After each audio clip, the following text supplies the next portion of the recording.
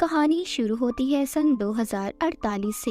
ये वो वक्त था जब जमीन पर रहने के लिए कुछ भी नहीं था और बाकी जितने भी रिसोर्सेज जराए बचे थे उनको हासिल करने के लिए मुल्क एक दूसरे के साथ लड़ रहे थे। इसी के दरमियान हमें रिक की फैमिली दिखाई जाती है जिनको आलीशान मेंशन मिलाया गया था। यहाँ पर आकर पूरी फैमिली बहुत खुश थी। रिक की फैमिली में उसकी बीवी एबी और उसका बेटा था। तभी इनको पता चलता है कि यहाँ पर 13 ऐसी और फैमिलीज हैं जिन्हें यहाँ पर लाया गया था। उन पर रिसर्च होगी, एक्सपेरिमेंट तजुर्बे किए जाएंगे जिसके लिए यहाँ पर साइंटिस्ट की पूरी टीम मौजूद थी। अगली सुबह हमें इस प्रोजेक्ट के प्रोफेसर हेड दिखाए जाते हैं जो बताते हैं कि आने वाले 10 सालों में जमीन पर सब कुछ खत्म हो जाएगा, कुछ भी नहीं बचेगा और तब इंसान जमीन पर नहीं रह सकेंगे। उस वक्त हमारे पास सिर्फ एक रास्ता है और वो है टाइटन, जो कि जमीन पर रहने के बाद दूसरा ऐसा जरिया है जो कि एक बहुत बड़ा चांद है। मगर इस वक्त इंसानों के लिए वहाँ पर रहना मुमकिन नहीं।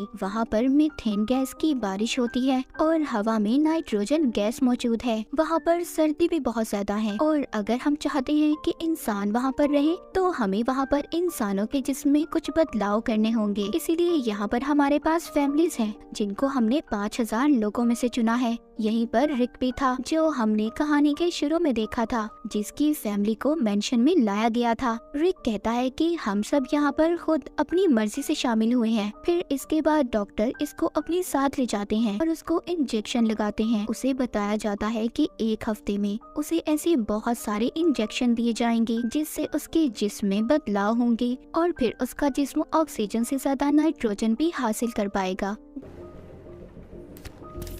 जब रिक के घर में पार्टी थी, उसकी बीवी जिसका नाम एबी था उसने बहुत ज्यादा शराब पी ली थी जिससे उसकी तबीयत खराब हो जाती है। रिक जब अपनी बीवी को लेकर जा रहा था तो रिक की बीवी एबी देखती है उसको तो बहुत तेज बुखार था। कुछ दिन के बाद जितनी भी फैमिलीज थी सबको एक एक्सपेरिमेंट के लिए पानी के पूल के पास लाया जाता है और ये देखा जाता है कि कौन पानी में कितनी देर तक बिना सांस लेकर रह सकता है। पर एक एक करके सब बाहर आ गए थे मगर रिक और एक लड़की 40 मिनट तक पानी के अंदर ही बैठे रहते हैं। 40 मिनट के बाद लड़की का दम भी घुटने लगा था, वो पानी से बाहर आ जाती है पर रिक पानी के अंदर ही था। आहिस्ता आहिस्ता उसके दिल की धड़कन भी कम हो रही थी। वो बाहर रहकर उसकी हार्ट रेट को देख रही थी। इससे पहले कुछ होता रिक खुद ही बाहर आ जाता है। सब उसके लिए तालियां बजाते हैं क्योंकि उसने सबसे ज्यादा वक्त पानी में गुजारा था। इसके कुछ दिन के बाद हमें दिखाया जाता है कि रिक को एक सर्जरी के लिए लाया गया था। जिस दिन उसकी सर्जरी की जाती है उसी दिन रात को वो अपने बेड पर नहीं था। उसकी बीवी एबी जब ये देखती है तो वो किचन में बैठा अपने जिस्म पर बर्फ लगा रहा था। उसको बहुत गर्मी लग रही थी। इसके बाद एबी उसको और ज्यादा बर्फ ला कर देती है। एबी को बताता है कि मुझे बिल्कुल भी ठंड का एहसास नहीं हो रहा। इसका मतलब ये था कि जिन लोगों को टाइटन पर भेजने के लिए तैयार किया जा रहा था रिक पर भी बिल्कुल वैसा ही असर हो रहा था कि टाइटन पर बहुत ज्यादा ठंड थी और वहाँ पर ऐसे जिस्म की जरूरत थी जिसको ठंड का बिल्कुल भी एहसास ना हो। मगर अभी भी इनको सबसे बड़ा सामना मीथेन गैस और नाइट्रोजन का था। इन सबको मीथेन गैस के साथ पानी में तैरने का कहा जाता है। साथ ही इनको खास किस्म के मास्क पहनाए जाते हैं जिससे नाइट्रोजन बढ़ता है। ये उस मास्क को पहनकर बहुत भागते हैं। दरअसल इनको टाइटन के लिए तैयार किया जा रहा था। इसी तरह बहुत सारे दिन गुजर जाते हैं। एक दिन रिक जब बाथरूम में था तो वो देखता है उसको हेयर फॉल हो रहा था, यानी कि उसके बाल बहुत ज्यादा उतर रहे थे। यहाँ पर एक और लड़का था, उसके साथ भी ये सब हो रहा था। अब ये सब समझ गए थे जो भी इनके साथ हो रहा है वो सब उन दवाइयों और तजुर्बों का नतीजा है जो इनको टाइटन पर भेजने के लिए किया जा रहा था। अभी यहाँ पर एक लड़के की मौत हो जाती है। उस लड़की को ऐसा मरते देख सब बहुत ज्यादा परेशान हो गए थे। सभी डर जाते हैं क्योंकि बिल्कुल वैसे ही दवाइयाँ इन्हें भी दी जा रही थी, यानी कि इन सब की जान को भी खतरा था। रात को सब जब रिक के घर पर जमा थे इन सब के बारे में बात कर रहे थे तभी उधर इसका एक दोस्त बहुत ज्यादा गुस्सा करता है, अपनी बीवी पर भी हमला कर देता है। दरअसल जब से उस पर एक्सपेरिमेंट किए जा रहे थे तभी से उसके साथ ऐसा हो रहा था। ये देखकर सबके सब परेशान हो जाते हैं। अगली सुबह डॉक्टर रिक के घर आती है, उनको बताती है जो लड़की मरी थी वो दरअसल बीमार थी, उसको दरअसल पहले ही एक बीमारी थी, इसी वजह से उसकी मौत हुई है, ना कि किसी एक्सपेरिमेंट की वजह से। लेकिन रिक जानता था कि कुछ ना कुछ तो गड़बड़ है। उसी रात उसको उल्टी होती है जिसमें खून आ रहा था। उसकी बीवी उसका ब्लड सैंपल लेती है क्योंकि एबी भी एक डॉक्टर थी। अगले दिन रिक को दिखाया जाता है वो पानी के अंदर था, उसकी जिल्द भी उतरना शुरू हो गई थी। इस बात से वो बहुत ज्यादा डर जाता है। उधर दूसरी तरफ एबी उसका खून का सैंपल लेकर लैब में जाती है। जब वो उसको टेस्ट करती है तो उसको पता चलता है कि रिक के जिस्म में बहुत से ऐसे केमिकल शामिल किए गए हैं जिसके बारे में पहले नहीं बताया गया था। एबी इन सब के बारे में प्रोजेक्ट प्रोफेसर हेड से बात करती है मगर वो उसको कुछ भी नहीं बताते। अब रिक की आंखों का ऑपरेशन किया जाता है ताकि वो अंधेरे में भी देख सके।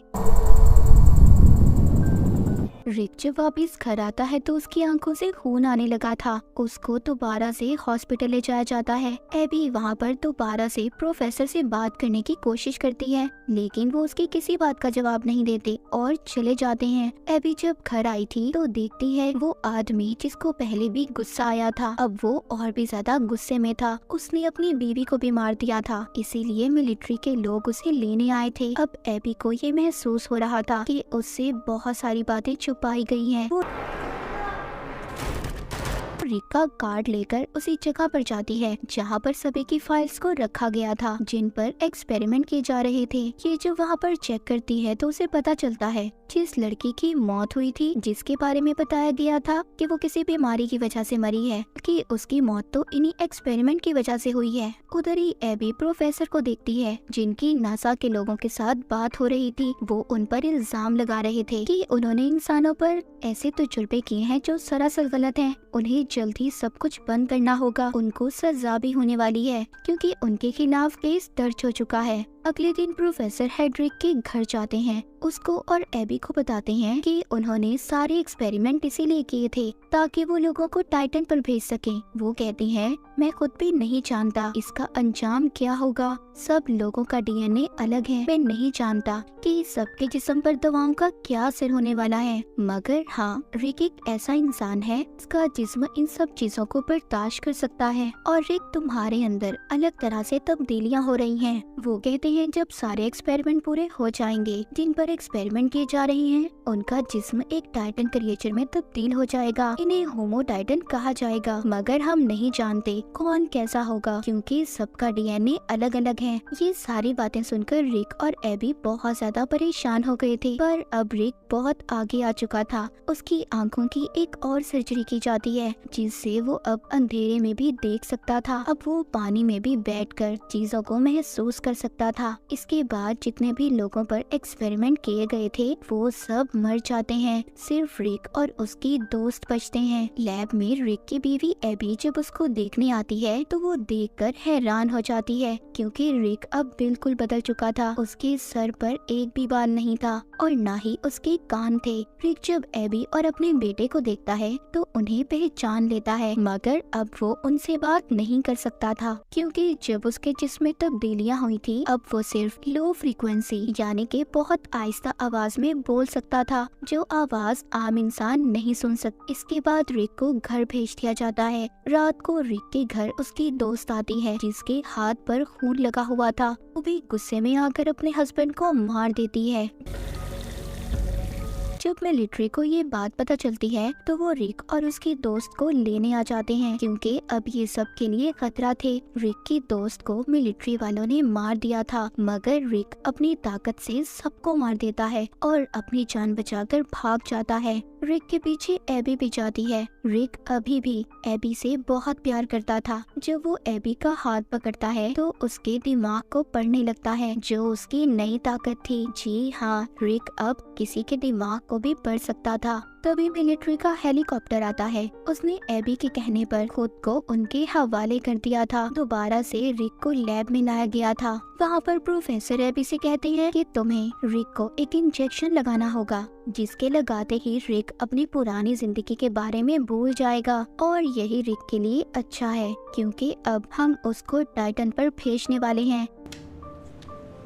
जब एबी रिक के पास जाती है तो उसको इंजेक्शन लगा देती है। हालांकि रिक उसको मना कर रहा था क्योंकि वो अपनी पुरानी यादों को नहीं भुलाना चाहता था। एबी ऐसा करते ही वहाँ से अपनी दोस्त को लेकर अपने बेटे के साथ चली जाती है। इनके जाने के बाद रिक वहाँ पर सभी सोल्जर्स पर हमला कर देता है और उन्हें मारकर वापस से अपने घर आ गया था। दरअसल एबी ने उसके जिस्म में इंजेक्शन को नहीं लगाया था ताकि उसको टाइटन पर ना भेजा जाए। वो वापस अपने घर आता है तो अपनी बीवी और बेटे से मिलकर बहुत खुश होता है, पर तभी उधर मिलिट्री के लोग आ गए थे। उनके साथ प्रोफेसर भी थे। वो कहते हैं कि रिक को हमारे साथ जाना होगा, हम इसको टाइटन पर भेजने वाले हैं क्योंकि अब ये कभी भी इंसान नहीं बन सकता और ना ही जमीन पर रह सकता है। अगर इसे जिंदा रहना है तो इसे टाइटन पर जाना होगा। एबी को भी ये बात समझ आ गई थी। वो रिक से कहती है कि शायद तुम्हारे जाने का वक्त आ चुका है, तुम्हें वापस जाना होगा।